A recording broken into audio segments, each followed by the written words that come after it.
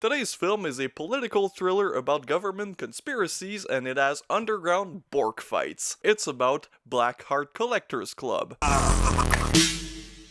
This video is gonna be shorter than my usual input because A, this is a very short film, it's about 45 minutes, and it's also super independent and it just came out. It's directed by one of my friends, but I did pay for it and I am going into this completely unbiased. It's of course directed by Steven Grischuk, who I've talked about many times on this channel, and honestly, you should go support him, because he does some great stuff. And this is his latest film, and there is a definite improvement between this one and the two previous films I saw from him. And surprisingly, the story is quite complex. As I mentioned, this is basically a political thriller. You have the American president, played of course by Steven's dad, which again, this is so wholesome and he's great, and I just realized that I don't know if it's just for this movie, but he has an earring. Now, if I could vote for Steven's dad, and especially Steven's dad with an earring, I would absolutely do so. I don't care your policies, Steven's dad for president 2024. The only reason why you might not want to vote for him, well, he has this underground fighting club made up of aliens that feed on human heart tumors. So basically, the government has to create something that gives the citizens heart tumors. So they invent, of course, the most American thing, and that is mass-produced sodas. So of course, the government creates the Black Heart Collectors Club, and that is basically a group of mercenaries, one of them we follow throughout the film, who go down in the American public to kill people and rob them of their hearts. And we see that in a very graphic fashion, and it's one of the points that Steven has really gotten really good at, and that is the special effects. I was shocked on how much gore there was in this. This is for you, Jason. This is for you! However, like a lot of things the government does that are sketchy, there is some backlash, and one of the person who judges and criticizes the government the most is this YouTube influencer called Jason Allman. Not to be confused with the almonds that you eat, but it's almond. Yeah, I got really confused watching this. I was like, oh, is he named after the peanut? And Jason is basically against the idea of enslaving an alien species for our entertainment. Goddamn liberals. Except that to prove his point, what he does is he captures, kidnaps, and murders the members of the Black Heart Collectors Club in these kind of gore videos that you can see on the internet or in a lot of terrible mixtapes. God, I'm glad these things are over with. Oh wait, no, some people still buy them and support them. I hate this world.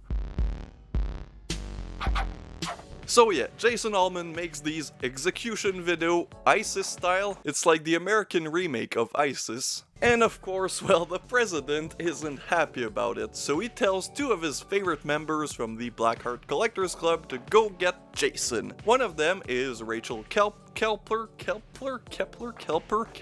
She was in Vapor Green, and in this film she does an amazing job at being this kind of very stoic secret agent type. And the other member of the Black Heart Collectors Club is basically the guy in Nail Gun Massacre, but if his dialogue was well written.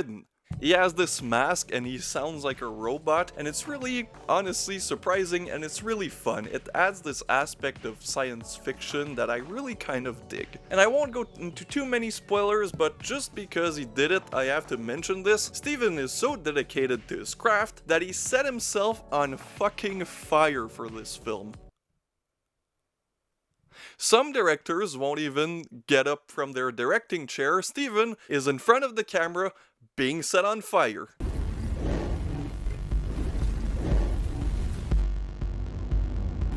I'm glad you're safe, Steven. Don't ever do that again. I'm like your worried mother. Please don't do it again. And I need to mention that Jonathan Doe from Cinema's Underbelly and Putrid Productions was the person behind the camera when Steven set himself on fire. Fuck. So, what did I think of Black Heart Collectors Club? Well, you can probably assume that I like it, and you'd be right. That should be it. No, I'm gonna say more. As I said, honestly, I was quite surprised at the ambition of the story and at the ambition of the effects. There is some stop motion in this that actually looks pretty good. And honestly, I'm kind of a sucker for stop motion animation, especially in these super low budget indie films.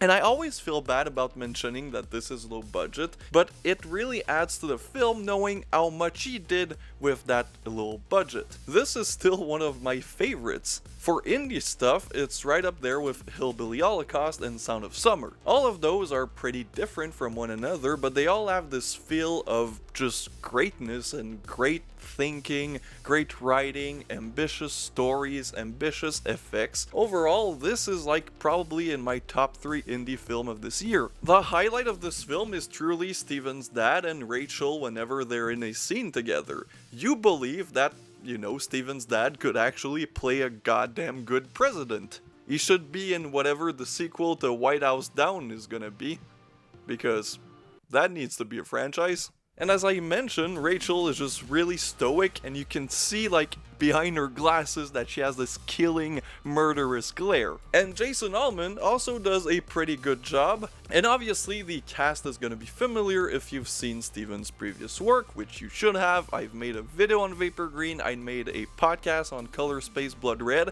If you haven't checked out Steven yet, I'm gonna be mad. At boxcreepfilms.com. This isn't an ad, I just really want people to see these movies, because it's me and a very small group of people who have been championing these movies for so long, and it just feels like I'm yelling at clouds. People, buy this goddamn movie. It's like $15 US. If you're in America, you have no excuse. And another positive, the sound is actually pretty good and you can hear what the characters are saying, which is rare in super low indie budget films. I'm looking at you, Donald Farmer. I like you, but get a fucking microphone please, they're not that expensive. But yeah, I love this movie, you should love it too. Go watch it, go support Steven, go support his entire crew.